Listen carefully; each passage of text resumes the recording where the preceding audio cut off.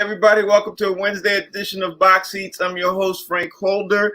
Today should be really called Wait a Minute Wednesday because all the stuff that jumped off in the sports world, but we'll jump into that in just a second. This is the show where comedy meets sports, where comics talk about sports. We have a great time talking about, of course, all the greatest things that happen in the sports world with comics. And first up is my man, Talent, who's been in the business for a very long time. Talent, how are you doing, brother? How's everything? Hey, man, I'm too blessed to be stressed. You know what I mean? Yeah, I'm flying high and mighty. Frank, I feel great. That's good to hear. Ooh, for a second, I thought you had a Lakers jersey on. I was about to flip my mind. I almost thought it. No, this Costa Rica, bro. Oh, okay. Yeah, I can't go yet, so I'm trying to live vicariously through my T-shirts. Yeah, and that's another different kind of goal. That's a different kind of goal. You know, Costa Rica. Next up is my man, Fig. Fig, how you doing today, brother? How's everything? Hey, man, what can I say, baby? I'm fair to middling. There you go. All right, we always jump off the show. We talk about the COVID report and everything else about what's going on in the world. And the last 2 days, I didn't, really dive into it deep the way I really wanted to. But the last 2 days, the Olympic Committee has been meeting to see if they can push back the Olympics because of all of the stuff that's going on. As I said yesterday, the Olympics want to move forward with it. They want to move forward with the 10,000 people in the stadium. But obviously, there's a lot of concerns coming out of Tokyo with that happening. Talent, I'm going to give you the first crack at this one, brother. You tell me what you think about this one. Finally. Yeah. I think it's way overdue. It's a shame that so much has to happen for people to take certain things serious. I don't like that. I mean, finally, thank God, there's seemingly cooler heads are prevailing, smarter heads that are saying, you know what I mean, is it worth it? You know what I mean? And who knows, Frank, maybe, because yesterday we talked about the Steph Currys and the ADs saying our pass. Maybe it takes for, and I'm saying it for different reasons. I was saying it for injury-prone reasons, but maybe they looking at it like, you know what? If the big stars are worried and we don't get them, it's affecting the games overall. You know, American basketball and USA basketball, these things, they're the top crop. And if the top players say, no, I'm going to go ahead and pass, send somebody else, maybe that gets you to thinking like, you know what, let's sit down and have a meeting. You know, that might be a great thought that he's bringing up, Fig, because there's big names in the Olympics basketball who decided to pass, like Chris Paul, Stephen Curry, and everything else like that. Maybe that's why they're looking at it. I don't know. I mean, we'll see. I almost called you Stefan.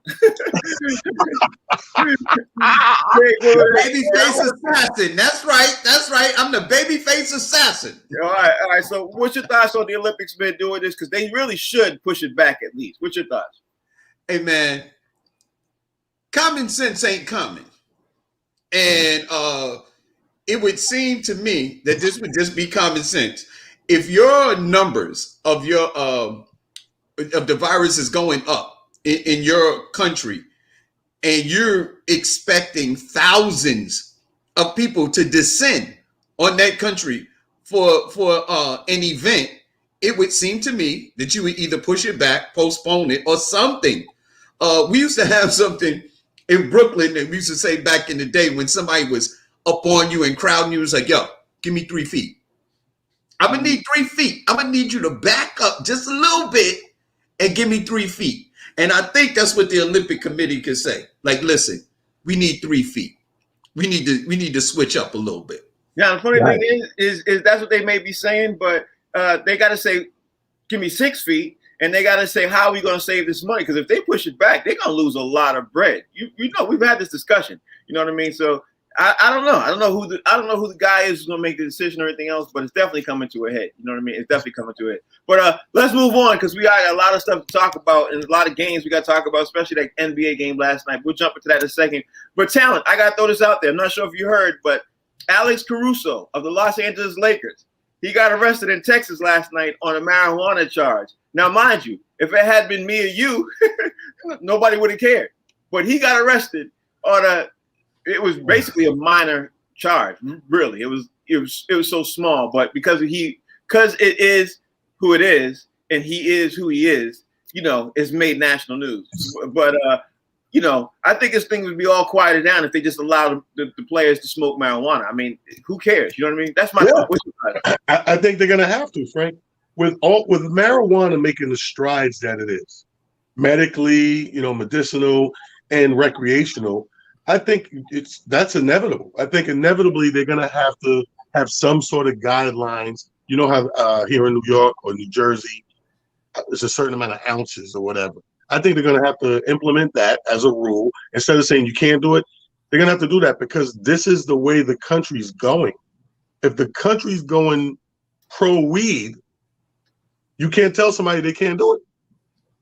Yeah, exactly. You can put stipulations like, remember, alcohol at one point was against the law. Right. And then they got it, and what did they do? They said, okay, well, you got to be 21 to get a drink. Exactly. So, Fig, tell me what you think about this, bro. Alex Caruso. You know what? We was calling. Well, I wasn't gonna say we. I was calling Alex Caruso the pizza delivery boy, and now I know why he liked so much pizza. Because that marijuana boy make you hungry, won't it? How you gonna be mad? Listen, this is Los Angeles, B. How you gonna be mad at somebody smoking weed in LA? Even before weed was starting to be legal across the country, LA was possibly the weed capital of the United States of America, man. Like, really? Alex Caruso smoking a little bit of weed? It's not like he was smoking crack. If he was smoking crack, it'd be a big story. He's smoking a little weed. He's a multi-millionaire. Leave the man alone. It's in the off season. He needs to relax. It might be because he got arrested in Texas. I don't think weed's legal in Texas. Texas. Oh, that's different. Yeah, I don't know. That's a different country. Yeah, it sure is. Texas is like being in Russia. Yeah. Oh, if not, it's damn near close. That's for damn sure. It's really close. Now, let me bring up this other subject because there's another thing I want to talk to you guys about. We've been complaining about the calls in the NBA for a while now and everything else, but the NBA referees are meeting as soon as the finals are over. They're going to be meeting and discussing calls on non-offensive players drawing fouls. You know how people be doing the flopping and all this? First of all, the flopping thing drives me absolutely nuts. Like, that drives me nuts. But this might be a step to that, them trying to handle the flopping thing. I don't know if you guys saw this too. Talent, did you see the play when James Harden took a three, in the last game, I think it was, last two games, he took a three, he took the shot for three, and he fell down. Nobody touched him. You know what I mean? Player was close to him. He took the shot and then just fell at the three-point line, trying to draw the foul. I think this is the step towards that to try to get people to pay attention to what's going on, and so they could try to get back to what the NBA, I don't want to say what it used to be, but close to it. You know what I mean? So what's your thoughts on the NBA? At least that they're paying attention to this now. What's your thoughts? Well, I think that's great because it bugs the hell out of me. Your boy Devin Booker did a couple last night. And he did the one that, like you said, that one irks you. The one that irks me is I said it on the previous show where somebody's defending you, right? The league you can't touch. So the arms extended and the person with the ball does a sweeping motion to go under said arm and then do all of this like to interrupt a shot when it's not true. Like, I'm already there with my arms out to defend, and you just finding the arm that's out to go sweep underneath it and then lose the ball and throw their hands up, and I should be getting 2 shots on foul, or 3. You know what I mean? I'm glad that the focus is getting on these calls because we need to get back to playing the sport. This is not. Sometimes you watch a game. Sometimes you like, yo, is this dude going for an Academy Award or what? Like, that was wonderful. He flew back into the bleachers. Ball was on the other end of the court. You know what I mean? So it's good to see them hampered down. Like, let's get these dudes. Let's put it in the wraps, bring it in, and start. And here's the thing, Frank. To really have results, you're gonna have to do the same thing you did for when the person actually got fouled. So imagine if I catch you flopping, there's 2 shots on the other guy. Other guy gets 2 shots. You know what? That's a great point. That's a great point. That's a great point. Fig, what you think? Yeah, man. I have hated the fact of flopping since the beginning of it. Like, first it was the European players that started it, and then once they, once you get away with something, then other people try it. You know what I mean? I hate it. You know what I mean? Because it puts the defense at an in position because the offensive player has all the power. They took away hand checking. You can hardly touch an offensive player, and then you add flopping to it. It almost makes the game almost impossible to play on both sides of the ball. It's just like strictly offense and actually no defense at all. The only thing you could still do as far as a defensive player in the NBA is you could still really you could still block a shot, and that's pretty much it, because everything else has been outlawed. So Yeah. I would love a little, they had it one way where people were fighting. They got another way, where they let you get away with anything. Now it seems like they're bringing it, hopefully, somewhere back in the middle where we can have a happy medium. As long as they don't do what I think that they're headed towards doing, is what's happening with Major League Baseball, I guess I'd be all right. And I'm bringing this up for a fact being because Major League Baseball has now instituted that rule with the pitcher's rule and putting stuff on the ball. And this week it started, but last night it's got completely out of hand. I know you guys saw the Nats game. I know you guys saw all the previews and everything. It's turned to be hysterical talent. A pitcher dropped his pants. They catch, they're doing it. And these guys are getting so upset, aggravated. A pitcher actually walked off the mound and dropped his pants. So I'm going to ask you, talent, is Major League Baseball getting out of hand with the rule, especially trying to institute the rule in the middle of the season? Or should they have started this rule at the beginning of the season, give tech players time to get accommodated with it? Because it's distracting towards the game. It's causing fights. Like, there was almost a big, huge brawl last night, too, over this. So, I don't know, man. What's your thoughts? We need more fights in baseball. Uh-oh. But there's no crying in baseball. But see, baseball, if you don't have, you take away the fight, Frank, you ain't got a sport. You out there, you chewing gum or sunflower seeds or tobacco. People in the stands drinking more beer than they care for. You're just waiting for something to happen. So when somebody get punched in the face, man, I got my tickets worth. You know what I mean? Is he bleeding? You know what I mean? Some excitement to the game. Of course, it's getting out of control. But I think that the same way we talk, joke about baseball and how boring it is, I think the players feel the same way, man. And I think that's how a lot of these things get revved up and riled up and out of control. The pants hanging down. That's the beginning. If I show a little bit of my booty, huh? Remember those baseball games with a streaker run through? Yeah. All the player is the streaker. Now, think about it. For those of you who sit out there trying to figure out what the rule is that baseball players are not allowed to put any substance on the ball, and they've been doing it since the inception of the game. Like, that's the problem. The baseball players have been playing since Little League, putting the sticky stuff on the ball to help them get a grip to be able to throw and control the ball. Now, baseball literally has instituted a rule that there's no substance allowed at all. It's causing a lot of problems. Fig, what's your thoughts on this? When they started talking about that you can't put a sticky substance on the ball, I was like, I was all for that in the beginning. I don't know, ain't supposed to have no sticky substance on the ball in the first place. But yesterday was really exciting, man. When I was watching the players getting undressed on the field, I was like, wow, this is gonna make baseball really exciting for women. More women will probably start watching the game now because these guys are getting undressed right there on the pitcher's mound. I'm like, they taking off the hat and the gloves, and the guy took his belt off. I was like, yo, where's the music? They need a little music out there. Ladies are really going to start tuning in. Yeah, the thing is, though, it's getting out of hand, though. It's causing fights. It's causing disruption. It's causing things away from the game. You know what I mean? It's making baseball play. Look at the Yankees, man. The Yankees are not doing what they're supposed to be doing because the Yankees have been, especially Garrett Cole. Garrett Cole hasn't been nowhere near what he's supposed to have been. Right. And not to mention, you've got 4 or 5 pitchers who have all gotten injured since they instituted the new rule. Again, I think that they should have instituted this possibly at the end of the season. Even if you got to move forward with it, at least start to give these guys time to adjust. That's my thought. Y'all don't agree? No, I agree. I mean, but I think that here's the thing, man. To say that that's all correct is to admit that the game ain't organic. Mm-hmm.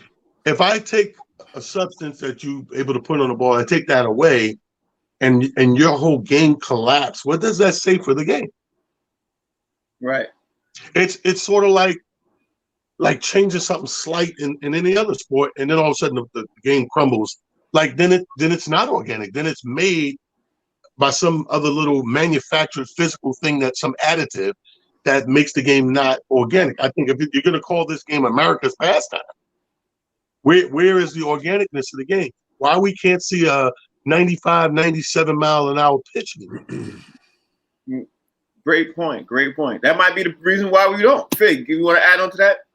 Yeah. Well, here's the thing: is that it's kind of funny, and it's a catch-22. We say that baseball. I have been saying that baseball is just a little boring, and maybe it's a little boring because there's not enough offense in the game. So if you take away the pitcher's advantage to being able to throw the ball with a substance on it, maybe guys will get more hits. Maybe you'll see more home runs. I mean, the most exciting year in baseball is when they had a home run race between who is it? Mookie and I forget. You're talking about McGuire? Yeah, McGuire and Sammy Sosa. And Sammy Sosa. Absolutely. Thanks, talent. That was like the most exciting year because those dudes, it was like one game, one hit a home run. The next game, somebody hit two. The other game, somebody come back and hit two more. That was literally the most exciting year as far as baseball was concerned. And then they grabbed both of them guys and said, all right, there's enough of this hitting bull, guys. It's like, what? Well, I'll say this. This year might be pretty exciting, too, because for the first year ever in the home run derby, we're going to have a Japanese player who is also a pitcher. He's going to compete in the home run derby. That's never happened before. I'm excited to see that part just because can you imagine what would happen if Japan and what would all the partying going to happen in Japan if that boy happens to win the home run derby? Yeah, but now here's the thing, Frank. You're talking about one derby. A derby is like one day. I'm talking about for the entire year, these guys were going at it. You know what I mean? I get it, but a Japanese player has never won anything, whether it's a day, a week, or a year in the Major League Baseball. It just never happened. So if they win the home run derby, which is a big deal, regardless, if you win that, and then on top of that, he's a pitcher.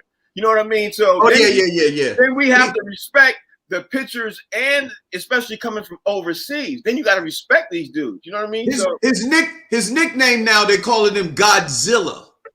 Hold on, am I the only one that think those two words sound funny together? Japanese and derby. Yeah. They sound funny together. We gonna leave that alone. We want some Japanese sponsors. No, but think about that, Japanese and derby. Yeah, I thought about it. That's why I said we want to leave that alone. Put a little sumo in there, and we good, baby. All right, let me bring up the next topic, man. I don't know if you heard this, talent, but Vanessa Bryant, she moved on and she is settling with the helicopter company. That Vanessa Bryant and the families is settling with the helicopter company. Now, mind you, nobody has said what the amount is and everything else, but I think Vanessa Bryant moving forward and the families settling with the helicopter company is a step in the right direction. But I'm still worried if I'm the sheriff's department because they haven't settled. What's your thoughts? I think, first of all, that's good. You know, I like when stuff like this, cooler heads prevail, doesn't get dragged out but so much. And let's face it, Frank, a lot of that settlement money is coming from an insurance company. Right. But the sheriff's department, I think that's a little different. That's going to be more about teaching a lesson type thing. One thing is negligence and liability. And then you got the other thing, which is a different type of negligence, and that because you guys at some point didn't see anything wrong with what I saw was wrong, this is going to be like a little spank on the butt lesson taught. So that might drag out. Right. What you think about that, Fig? I think it's pretty good. Usually when here's when you get a settlement, when the other side thinks that they don't have a snowball chance in hell of winning, then they settle and hopefully for a lesser amount of money because they know if it goes to the jury or the judge has to make a decision, then the amount of money could be considerably higher.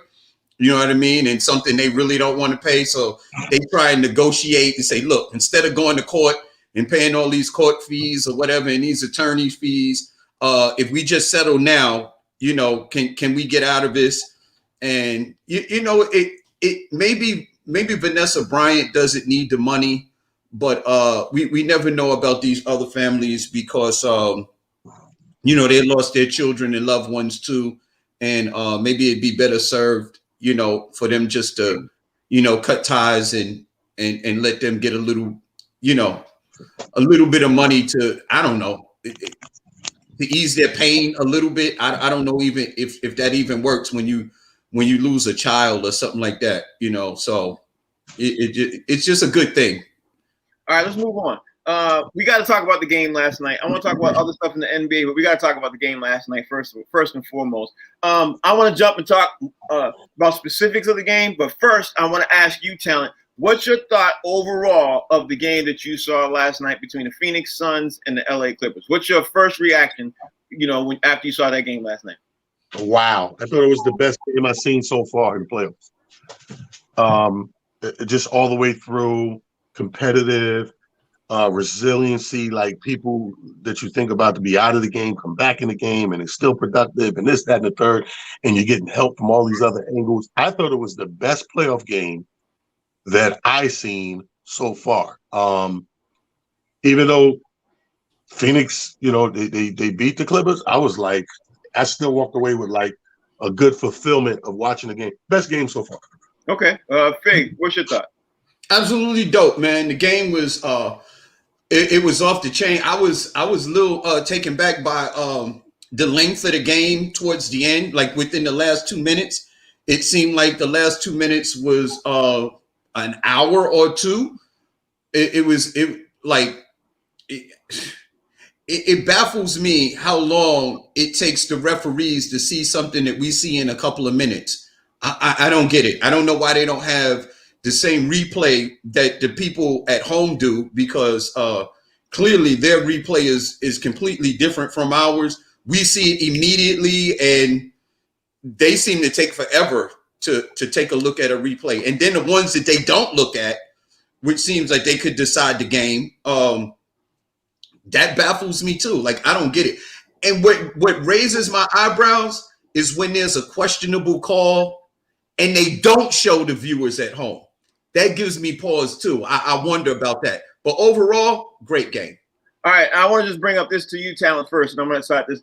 And the coaching part of the game, I think Monty Williams showed his real. I mean, if people didn't know who he was before, you walked away from that game last night saying, wow, this dude really coached a hell of a game, especially in the last 30 seconds of the game, because you don't know what's going to happen when the call's going, right? But I think he had, a contingency plans for either way, if we get the call or if we don't. You know what I mean? But the last second call and the last second draw up play was phenomenal. And then, honestly, I kind of want to take a couple of notches off of Tyronn Lue, because every coach is prepared. With a tenth of a second, you're supposed to be prepared for the backdoor play, right? I mean, am I wrong in that? I'm thinking like, yeah, why are you prepared for that backdoor play?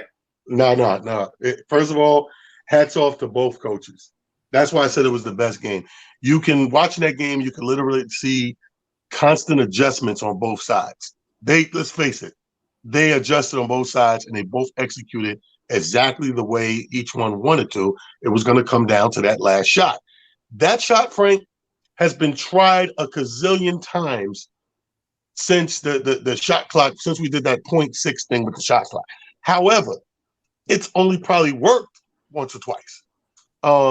And the end of, especially this game of this magnitude, they defended that, man. If you look at the replay and look where the hand is, even when the ball's thrown that way, it's just one guy got higher than another guy. Yeah, but I will say this, that nobody said anything about on any sports thing. DeAndre Ayton at the top of the key to get free and help that book. He grabbed dude and then let him go and then shook him and broke up with Devin Booker, hit him, and set the pick. I mean, all that stuff happens, it happens so quickly you don't see it. But after you see the replay and everything else, nobody's going to call that. I know. I missed that too originally, but just look at the precision of where that ball has to be thrown.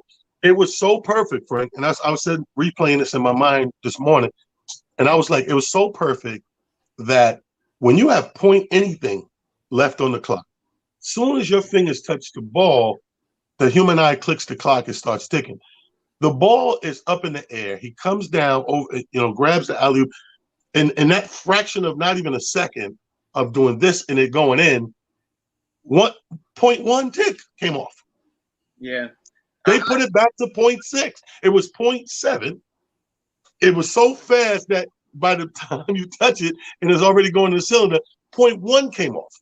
I miss the old days in the NBA when they didn't have the point thing. When it was 1 second was a second, and that was it. I miss those days though, and I'm sure all the Clippers fans do too. But and I'm not a Clippers fan. But what you think about it, Fake? What's your that is the New York Knicks. I think that was Tucker. Yeah, that hit a shot like that, and they changed that rule. But anyway, there was a lot of stuff that happened at the end that I thought could have went either way. I think the out of bounds thing. I think DeAndre Ayton hit that out. I think he knocked that out of bounds. The pass was perfect. It was on point, like Talent said. But like what you said, Frank, there was a foul there. DeAndre Ayton grabbed what's the name Zubac's shirt. Yeah. And pushed him into Devin Booker. Yeah. And that's why he was able to get free. You know, he grabbed his shirt first and pulled him. And then when he let him go, he sort of shoved him into Devin Booker, which allowed him that split second so he could get free to get that dunk. I think the refs, although they did a lot of looking, I think they blew 2 calls at the end of the game, which, you know, it gave Phoenix the game. But overall, it was a dope game, you know what I mean? And it just is what it is. All right, well, my last question about the series, I'm going to ask you this, Talent, and everything else. What do you think the chances of the Clippers hope now of being able – they in the NBA playoffs, they were down 2-0 twice. What do you think their chances are of being able to come back against the Phoenix Suns with Chris Paul still coming back? Because Chris Paul's coming back basically any day now, you know what I mean? So what's your thoughts now? I still think they're going to win.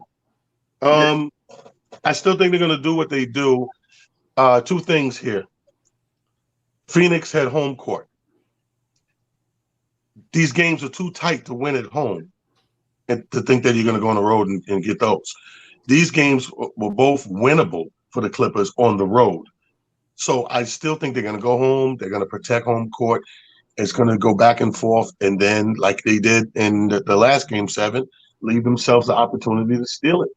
I mean, both of these coaches, I don't know if y'all paying attention. These coaches for each team are very similar in how they adjust game to game. Very similar. All right, well, Fig, I'm going to ask you a different question since the time is running. Do you think, honestly, that Paul George is still playoff Paul, or do you think he dropped some, of his pedigree last night by missing those 2 free throws at the end of the game?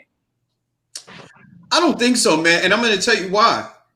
I think we're too instant in this world. I mean, Kawhi Leonard has been out maybe 3-4 games, and Paul George has been able to do the damn thing. So 1 game changes all of that. I don't think so. And plus, he balled out yesterday. I mean, he missed 2 shots. You know what I mean? That would have iced the game. You know what I mean? But it happens. I mean, he's not going to be the first player to miss shots. I mean, he did the damn thing. He played in Game 1 very well. He played in Game 2 very well. He missed a couple shots. I mean, a couple free throws. That's unfortunate. But Phoenix held serve at home, and now they got to go win on the road. We're going to find out right now. But I give Paul George kudos, man. He's been playing his behind off, man, without Kawhi. Yeah, I think he's been really carrying the team since Kawhi. Him and the kid, the man kid, I think those Terrence Mann.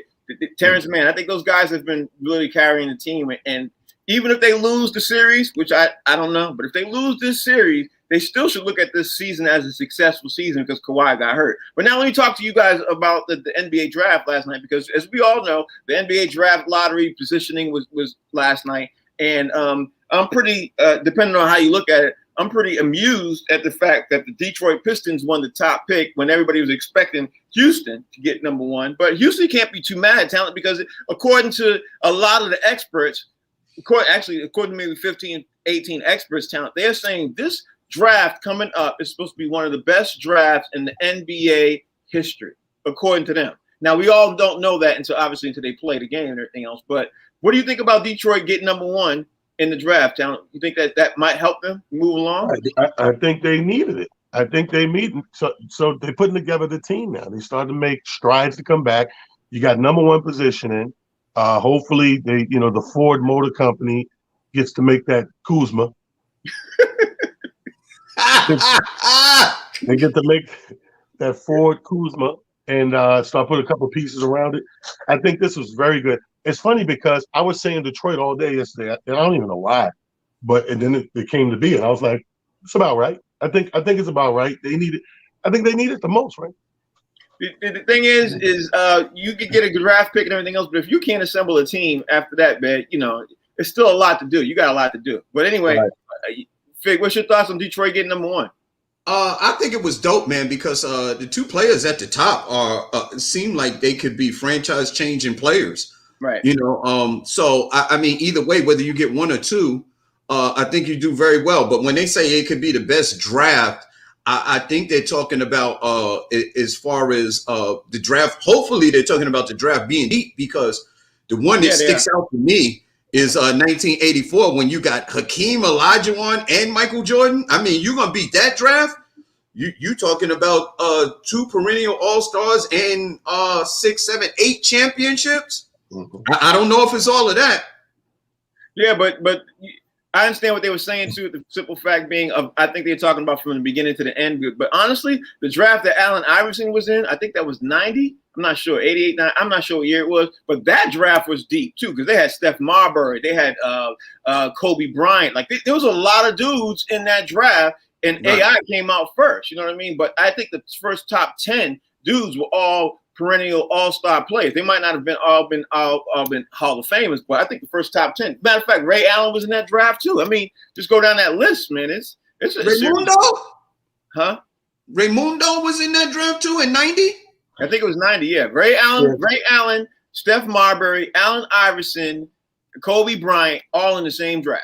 You know what I mean? All came out in that same draft. Now, to beat that draft class, if these experts are picking that they're going to beat that draft class, I gotta say it. Before I even jump on anything, I gotta say it to believe it, because honestly, that's where I'm at. But anyway, we're talking about AI and Kobe. Well, hold up, though. So here's we gotta ask ourselves: is what makes the draft the best draft? Is it down the line? Is it tenure? We look back and look at all the people who came out and accomplishment, or do we look at the potency coming out of college, so to speak?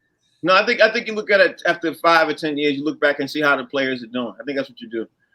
But next thing I want to bring up to you guys, I'm going to start with you, because it's going to be real curious to say, because you guys are New Yorkers. Kyrie Irving rumors are coming out of Brooklyn right now. It seems that management is not happy with Kyrie Irving right now, especially the front office. Now, I want to ask you, are you surprised, Talent, with Kyrie Irving news coming out right now in Brooklyn? And if the news is as bad as the reporter from the New York Times is saying, if the news is as bad as that, I wouldn't be surprised if they move on for Kyrie Irving, honestly. But again, it's not me saying it. It's what they're saying. He's being disruptive to the team. He's talking back to the coaches. He's not all in on the plays. You know what I mean? He's just not a great teammate. You know what I mean? So if that news is true, it would obviously, it's not a surprise, because it'd be a third time it's happening. Happened in Cleveland, happened in Boston, now happening in Brooklyn. Are you surprised at this, Talent, when you hear about this? No, I'm not surprised. Again, this is that player syndrome we always talk about, where the player do believe that they are the GM or the coach or whatever. Like, they think they're above just player status, just teammate status. So they move a certain way. So if they feel, and he's in that position too, usually it's point guards, because they got that floor general brain that they think they know better half the time. So if the coach says red and you say blue and you guys disagree, you can easily become an asshole. Yeah, you really could, but I think it might be a little bit more than that. But you're right about that part too. I don't think they'll let him go, though. I don't think they'll let him go. Yeah, I don't think so either. But Fig, what's your thoughts? Man, there's so many things going through my mind right now, man. This is surprising. Like in the beginning, when he got there, I knew that they were having problems with him, but that was pre-KD coming back. Then Kevin Durant came back. I know there was, some issues of him being out in the beginning of this year, but when you get to the playoffs and the finals, not the finals, but when you get to the playoffs, you think if Kyrie doesn't get injured, there's a great chance of the Nets going all the way and winning the whole thing, because I don't think there's anybody out there that believes that if Kyrie is 100% healthy, that the Nets don't win against the Milwaukee Bucks. So them trying to get rid of him, you would think that there would have to be something really, really, really significant. And then my mind goes to that other thought. Is it because he's so socially conscious? Interesting.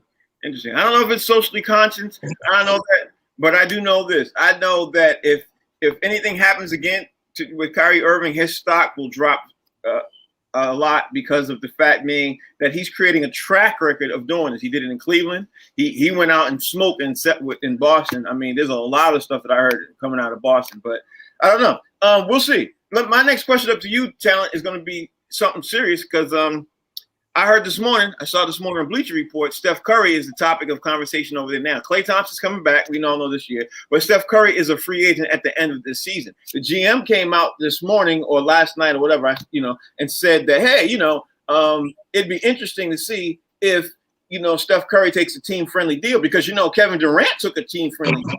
You know what I mean? And he threw that out there without being asked. Key point, without being asked about contract. He said, KD came here for a team-friendly deal because he really wanted to come here and play. I don't know if Steph is going to take a team-friendly deal, Talent. If he doesn't get his max contract, he's going to go where he will get that max contract. That's a fact. So I guess the point is do you think, Talent, that he's going to stay in Golden State? What you think?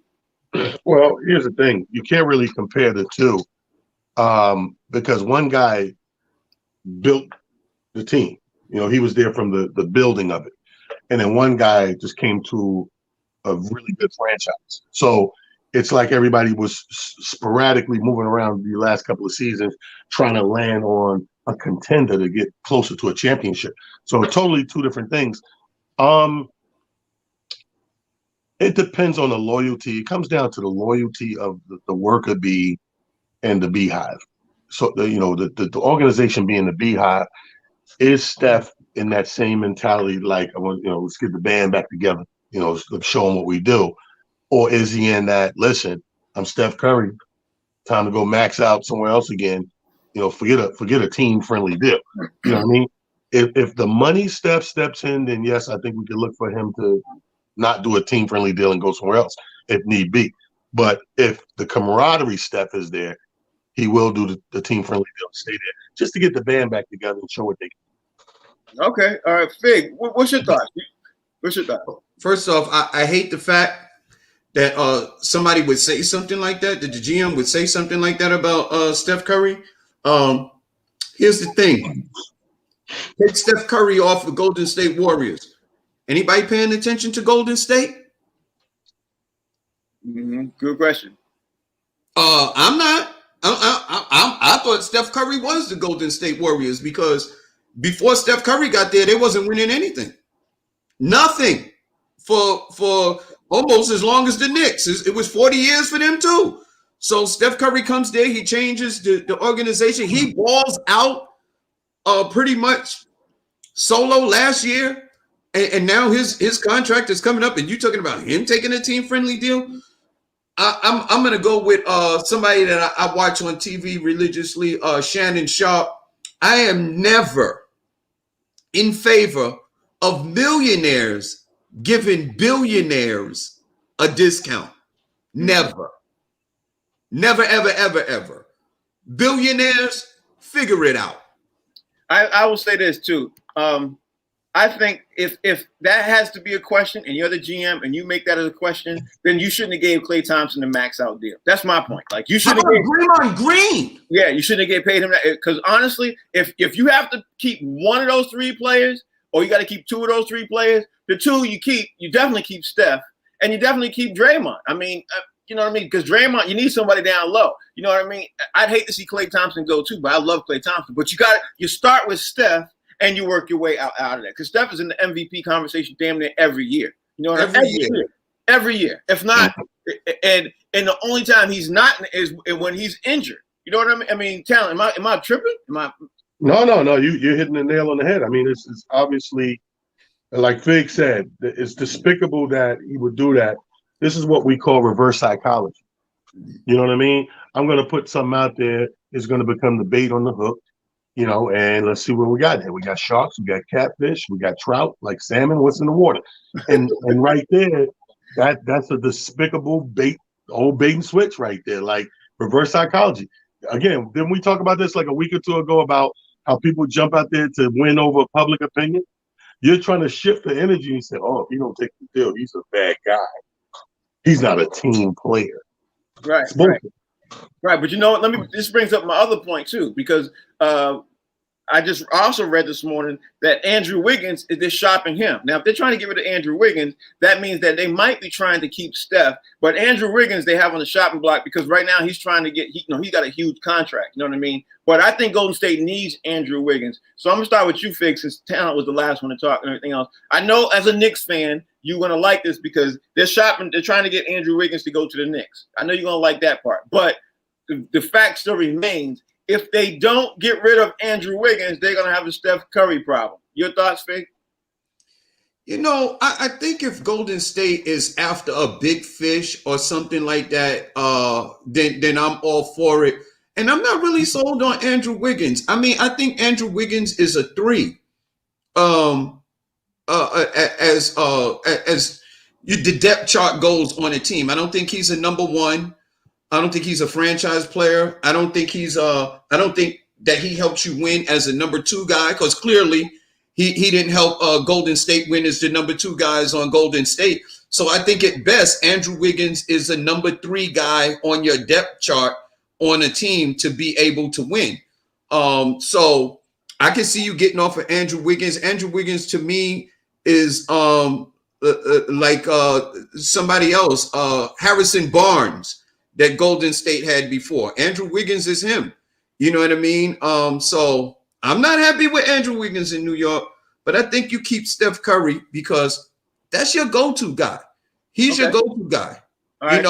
Give him a signing bonus. I'm sorry. Okay, Talent. What you think about the Andrew Wiggins thing? Because if Golden State's shopping him, that means they're trying to keep Steph Curry. But if they can't get a buyer on Andrew Wiggins, they got to figure out Steph Curry real fast because he ain't taking a team-friendly deal, I don't think. What you think? Well, don't send that Negro to New York. So you don't want him either? No. Andrew Wiggins is not New York built. He's not that kind of player. He lacks, the toughness. Like, New York is it's a rigged city, man. I could name like the top 5 rigged cities. The Detroits, the New Yorks, like these are rigged cities. There's no glitz and glamour here, bro. This is not Showtime LA.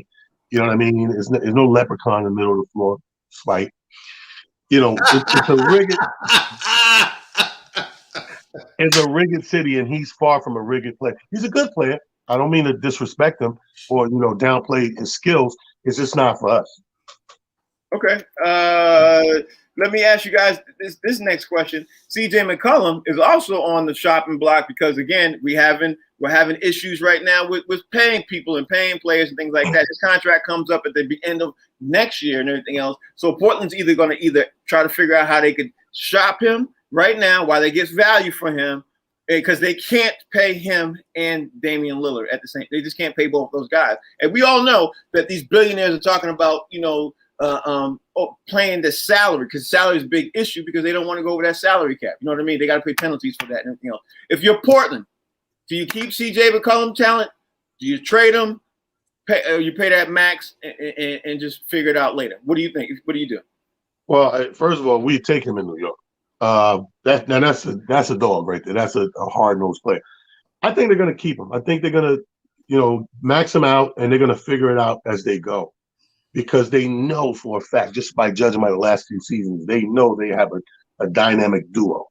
And if you break up the dynamic duo, don't get me wrong, Dame's a dope dude. Dame is top 5 all day to me, but it's so much more work to do around 1 than it is around 2. I think you figure that out. You know what I mean? Go shopping. You figure that out. Right. Fig, your thoughts? I love CJ. Love to have him in New York City. He's one of them dudes that'll go get it. CJ, Bradley, Dame, those type of dudes, man. Those number 2s, they could easily be number 1s to me. CJ could be a number 1. Bradley Beal could be a number 1. Love to have those type of cats. in a New York City uniform. It looks like Dame is almost out of there. Mm-hmm. You know, he put a lot of pressure in that last interview, talking about we just don't have enough to get it done. I'm tired of getting bounced out. It looked like he may be seeking an exit because Nurkic just ain't really helping. They always seem to be a player or two away, and Dame ain't getting no younger. So it seems like Dame may be even on his way out. So CJ McCollum, he seems like he has enough trade bait where maybe you could get somebody to make Dame happy, but I'm not sure who. All right, my problem is this. This is what I think. If you trade away a CJ McCollum and somebody, you're going to get another player. I think personally they need to figure out and keep him and then get another player, because you're going to go like this. You trade one great player for another great player, you're still in the same boat. You know what I mean? I just don't see it. I think that CJ and Dame pretty much, they seem like they're really close to the same type of player. So maybe if you could get because I mean, like CJ is that dude. He can knock down threes. He can get his own. It's almost like your turn, my turn, your turn, my turn.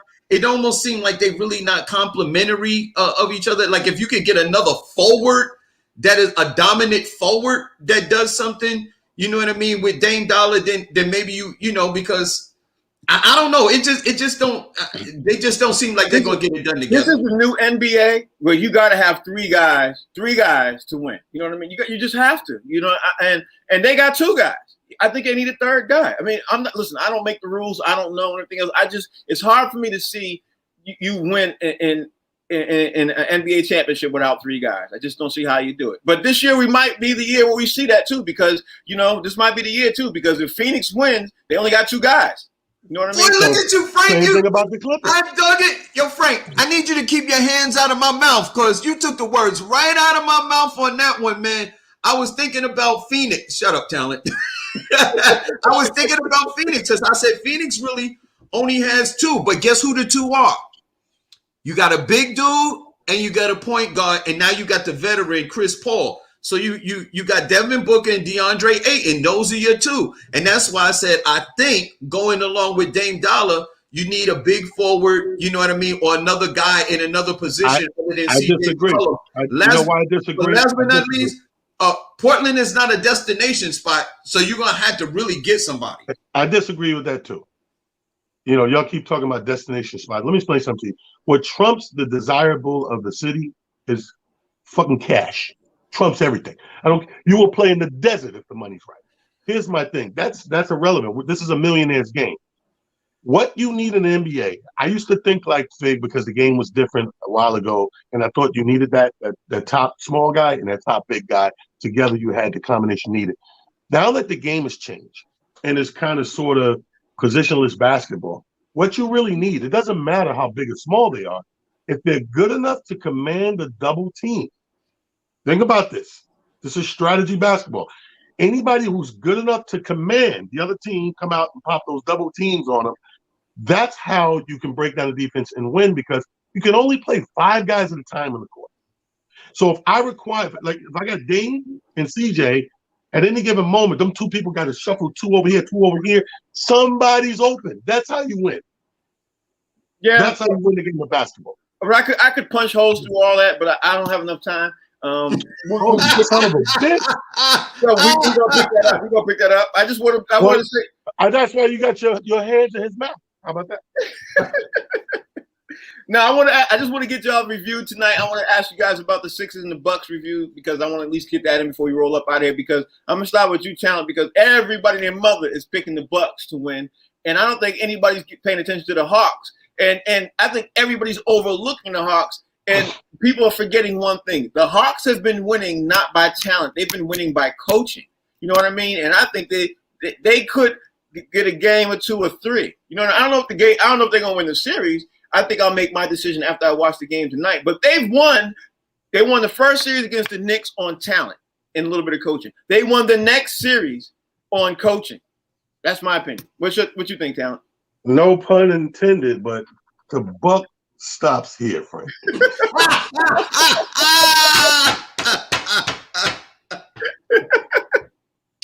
Atlanta has gone about as far.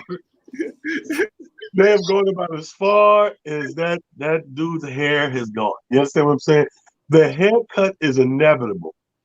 I said this before. I'll say it 100 more times. They're just too big, man. You got 5 7-footers. They're just too big. The ball. You keep that ball above that rim. I don't see them competing very good. I see them getting a game out of this though, maybe, and making. I see them getting one game and making another one very tight and close. But I say the Milwaukee in 5. Okay, so it'd be a huge upset to you then if the Hawks won. It'd be a huge upset. Oh yeah, it'd be a huge upset to the stratosphere of this side of the equator. Okay. You think this is not even a matchup? Okay, all right, Fig, what you think? I think it was a huge upset the fact that they beat Philadelphia. Yeah. If you make Embiid get on the block and post up, there's no way in hell Clint Capella or anybody else could have stopped him. Right. Why he's dribbling the ball like he's a forward or a point guard is just beyond me. I do not believe in positionless basketball when you're 7 feet, 280 pounds. What are you going to do with Giannis Antetokounmpo and Lopez? Like, those are 2 7-footers. Then you got Middleton. You know what I mean? Who has just emerged. Pretty much he was a star. Now he emerged as a superstar in the mid-range. I don't know what you're going to do with those dudes. And they play really, really, really good defense. And if you take PJ Tucker and put him on somebody on Milwaukee, on the Hawks that is scoring, he can literally shut them down. Yeah, and he's going to be sticking Trae Young tonight. We're going to see that. I don't like that. I don't like that matchup. I think Trae Young is too elusive for PJ Tucker, and I think Trae Young will be able to foul him out. I think you need somebody else on Trae Young. I think so too, but they're going to put PJ. They're going to put PJ. I don't like that matchup for PJ. I think PJ will end up fouling out of every game. He possibly will, but we'll see. Yeah. But again, like I said, and I'm saying right now for the record, I don't think the Hawks is going to win the series, but I do think the Hawks are going to shock the world and get at least 2 or 3 games out of this. That's what I think. 2 or 3? Yeah, because of the simple fact being it's coaching. The coaching is what's going to happen. Now, we'll see. You know what I mean? Everybody and their mother's predicting a sweep, and I do agree with you, Talent. I think the Buck stops here too, but I don't think the Buck is going to stop tonight, though. But here's the thing: they had a hell of a run, man. We can't take nothing from them dudes, man. Them dudes, like I said, they can grab a game or 2 in this series, man. They look fantastic, bro. And really, they don't need too many pieces. They just need to play better together. Like, if that's possible, a little better, a little more D, and you got a contender for years right there. I'll say this: if Bogdan gets hot and Trae Young gets hot, they're gonna have some problems. They will have some problems because those dudes can shoot. All right, y'all, that's the show. We gotta get ready to roll up out of here. My man, of course, I gotta thank Talent for doing the show. I gotta thank Fig for doing the show. Talent, tell everybody out there how they can follow you, bro. Hey, man, please hit me up, inbox me. You can email me, talent@itsjustcomedy.com, or if you're on Twitter, I'm at It's Just Comedy, and IG Talent the Comedian. Holla at your boy, Box Seats, baby. All right, now make sure you answer the phone when I call you after the show, Talent. I'm trying to get some tickets too. Y'all wouldn't believe Talent. This is me. I'm the moderator of the show. I can't even get no tickets because I can't even get this dude on the phone. I just can you believe this, y'all? I can't even see. That's how unimportant I am. You know what I mean? They don't ask me how my weekend was. They just like, yeah, whatever. That is not true. That is not true. I'm still PTSD off the uniform you had on yesterday. That's all. A little whiplash. It's okay. I'll send you a screenshot. Fig, I can't follow you. You can follow me on social media platforms at Comedian Fig. Box Seats, Monday through Friday, 1 to 2 p.m. Best damn sports show on TV. Talent. I'll be hitting you up, I believe, tomorrow for them tickets. For the, Yeah. Got you covered, brother. Already got you covered. Yeah, he ain't gonna answer the phone. I'm just giving you a heads up. He ain't gonna answer the phone. You better luck texting him. You know, you My know, name is Talent, not to be confused with Rodney Perry. Okay, all right. Tal's big time, y'all. Hey, y'all, that's the show. The show's called Box East. The channel's The Humor Mill. Y'all know how to watch it. Y'all know to tell a friend, tell a friend. We appreciate all y'all to watching. Tomorrow, we're going to give y'all a Sixers Bucks review, and then we're going to really see what happens tomorrow. And then we got to talk about a couple of other interesting conversations, because there was an analyst and a sports reporter who had an issue with some Major League Baseball players, too. Got to talk about that tomorrow. We'll see y'all. That's the show. Peace.